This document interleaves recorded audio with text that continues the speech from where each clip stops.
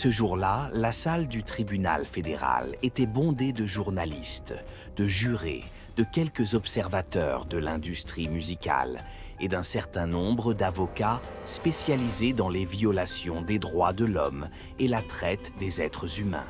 La seule chose dont on chuchotait dans les couloirs était qu'un témoin, autrefois considéré comme un protégé de Sean Diddy Combs et plus tard comme une figure clé de la musique pop et rhythm and blues moderne, devait comparaître d'une minute à l'autre.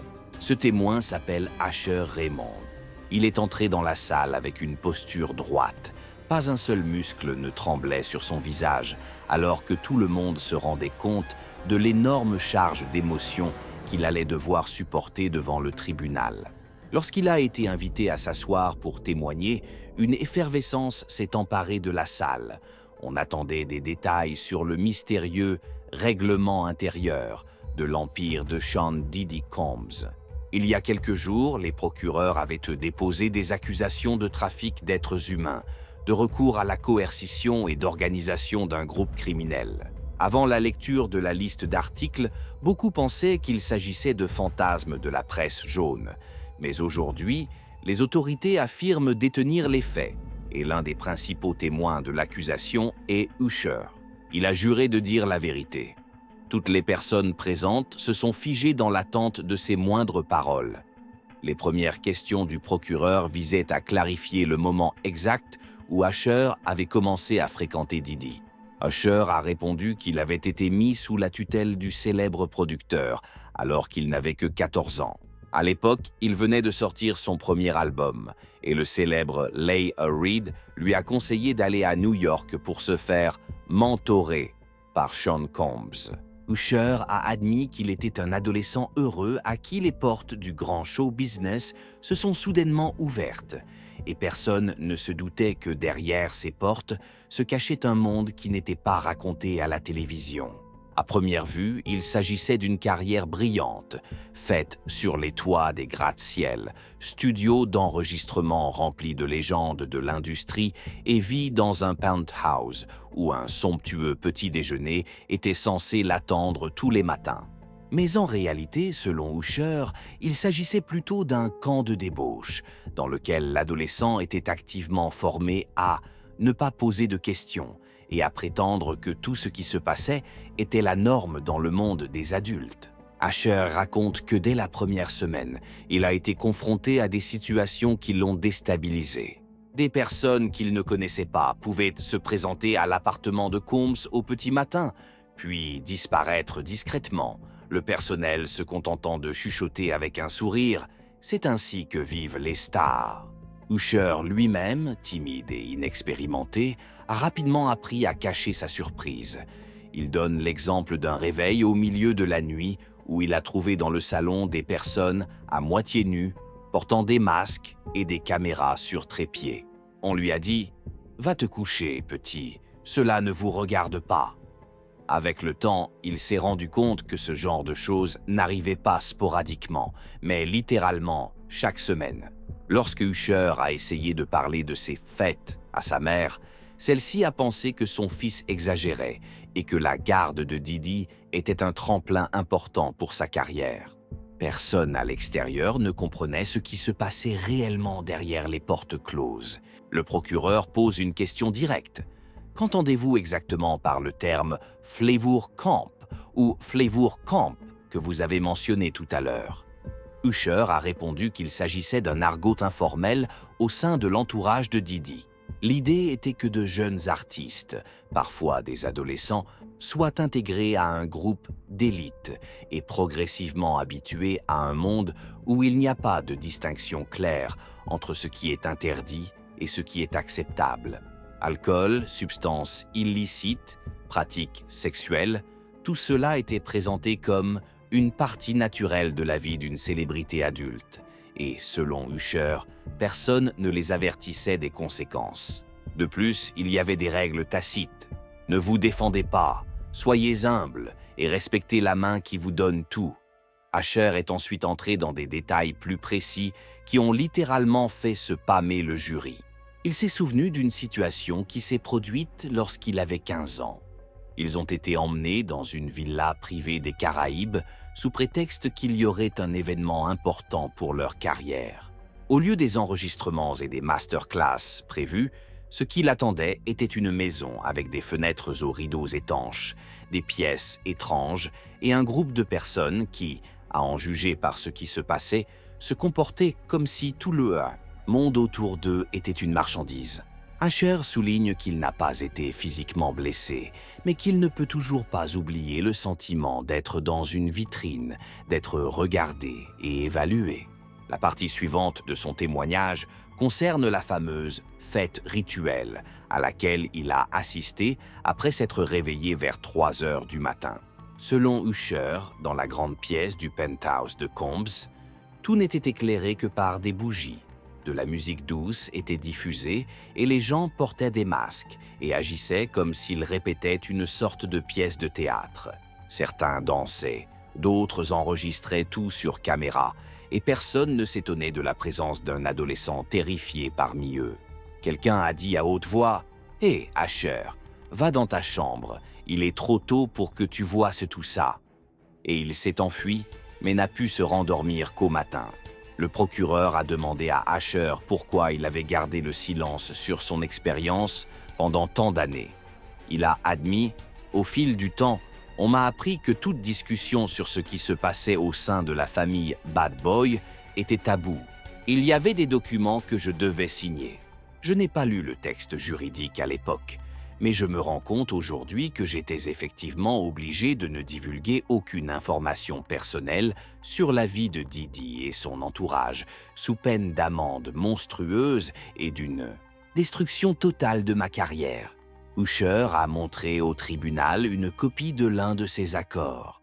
Il a décrit comment, à l'âge de 16 ans, il a signé un accord de non-divulgation présenté par la direction de Diddy comme une procédure standard.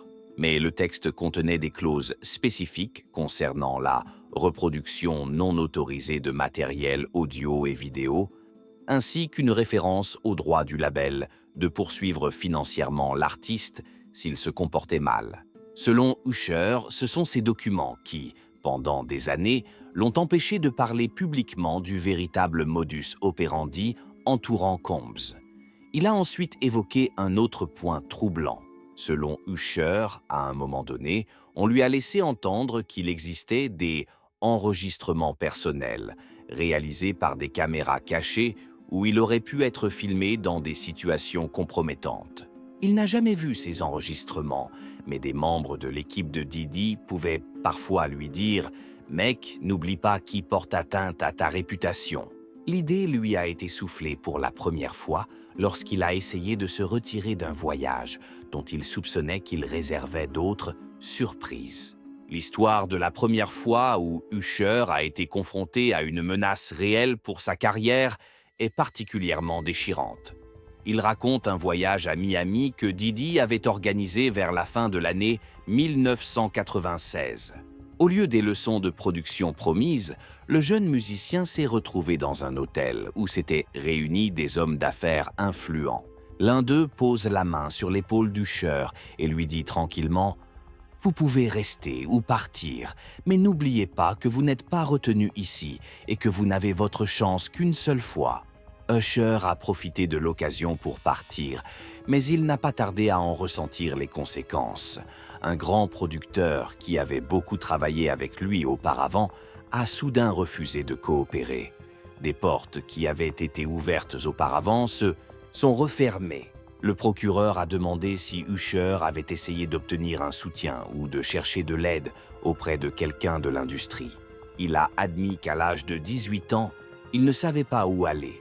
Toutes les personnes qui l'entouraient semblaient étroitement liées à Diddy lui-même, et personne ne voulait perdre son emploi ou mettre sa propre vie en danger. Dans une telle atmosphère, Usher a rapidement été confronté à une grave crise émotionnelle. Selon lui, au tournant de la 2000e année, à un moment où sa carrière semblait en pleine ascension aux yeux du public, il a passé plusieurs jours dans un hôpital psychiatrique privé du nord de la Californie.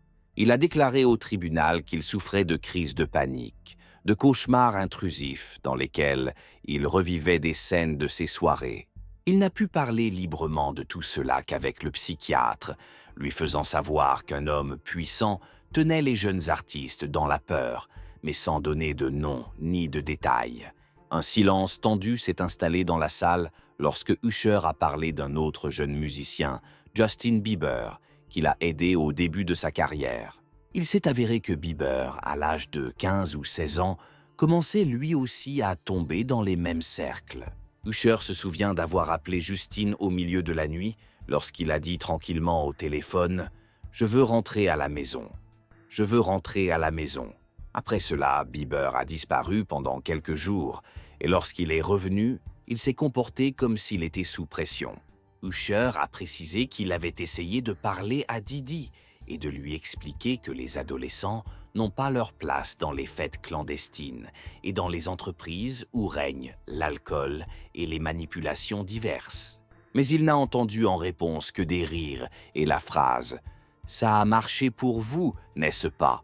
Usher a admis que ce fut le dernier dialogue franc, après quoi il a compris qu'il lui faudrait désormais fermer les yeux sur tout ce qui se passait ou trouver un moyen de s'en sortir. Séparément, Usher a mentionné un autre détail qu'il a gardé secret pendant longtemps.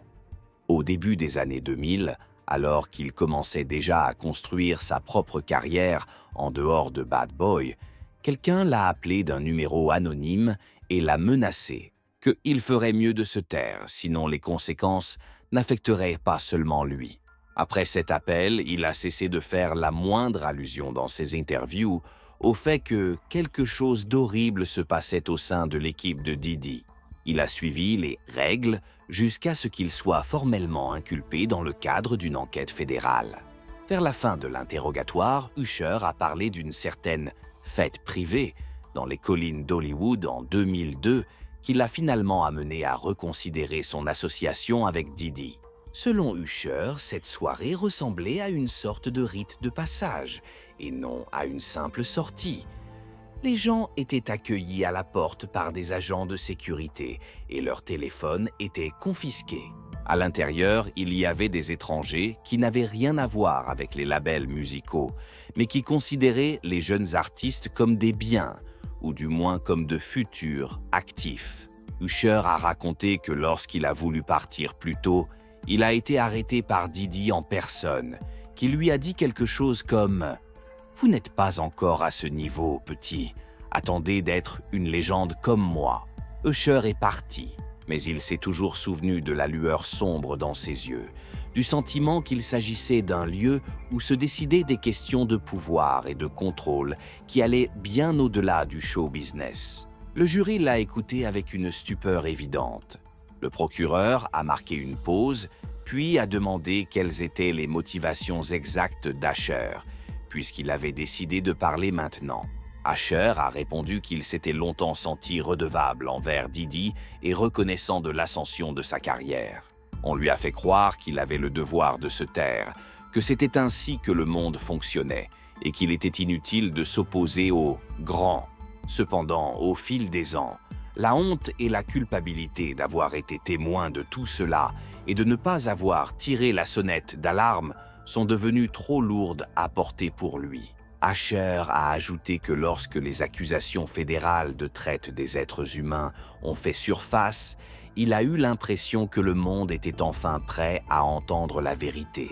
Aujourd'hui, âgé d'une trentaine d'années, il n'a plus peur de perdre son contrat ou de se retrouver au chômage, car il s'est formé en tant qu'artiste et entrepreneur indépendant. Mais le plus important, c'est qu'il veut protéger ceux qui pourraient suivre le même chemin que lui.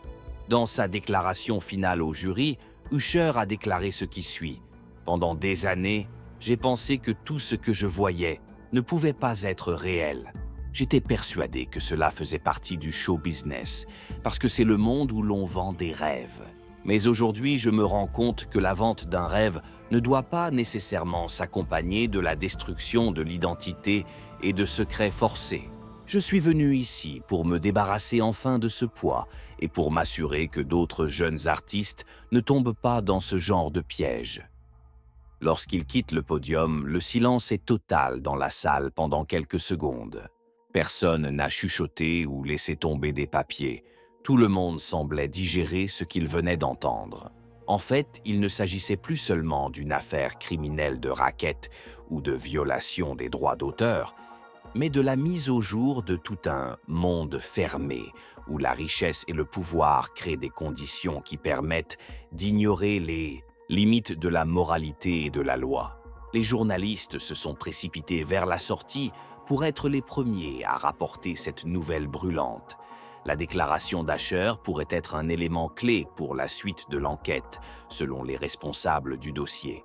Les enquêteurs s'intéressent à d'autres adolescents et jeunes artistes qui auraient été ballottés entre des villas privées, des penthouses et des complexes fermés par l'entourage de Diddy, leur promettant une célébrité facile et un succès rapide, mais les transformant en réalité en jouets obéissants pour de puissants hommes d'affaires et des magnates des médias. Il semblerait que plusieurs autres victimes soient prêtes à témoigner, mais qu'elles aient encore peur des conséquences. Les avocats estiment que cette situation fictive, si elle devait se dérouler dans la réalité, pourrait une fois pour toutes changer le point de vue sur une industrie où les artistes mineurs sont parfois confrontés à une dure réalité. À la fin de l'audience, le juge a annoncé que l'audience était temporairement ajournée et que la défense pouvait préparer des documents pour réfuter les paroles d'Usher, le cas échéant. Les visages des avocats de Combs montraient de la confusion et un désir d'empêcher toute publicité supplémentaire par tous les moyens. Mais il y avait suffisamment de journalistes dans la salle et la nouvelle allait de toute façon se répandre. Asher a quitté le tribunal, entouré des flashs des caméras, sans dire un mot, se contentant de hocher brièvement la tête à la question sur la responsabilité de ceux qui l'ont entraîné dans ce monde alors qu'il était trop jeune. Son acte, une confession publique audacieuse, a déjà été salué comme une étape historique qui pourrait conduire à d'autres déclarations. Du point de vue du showbiz moderne, toute cette fiction serait sensationnelle. Il est clair pour tout le monde que si de telles révélations se poursuivent, une révélation pourrait être suivie par d'autres. Les avocats suggèrent qu'il existe depuis longtemps un système de silence dans les coulisses de l'industrie, soutenu par des documents de non-divulgation, des paiements financiers et la crainte d'être ostracisé du club d'élite. Le fait qu'Usher ait endossé le rôle de diseur de vérité pourrait servir d'exemple à d'autres victimes, à condition qu'elles aient la volonté de s'attaquer au sommet de l'industrie musicale. Le tribunal continuera à travailler à huis clos pour s'assurer qu'aucune information sur d'éventuelles preuves vidéo ou audio dans ce procès très médiatisé ne soit divulguée. Quelle que soit l'issue du procès, il est d'ores et déjà clair que ces révélations pourraient obliger à repenser les principes de l'accord verbal entre des personnalités puissantes de l'industrie et leurs jeunes protégés. Il pourrait même y avoir de nouvelles réglementations pour protéger les artistes en herbe des situations décrites par Usher.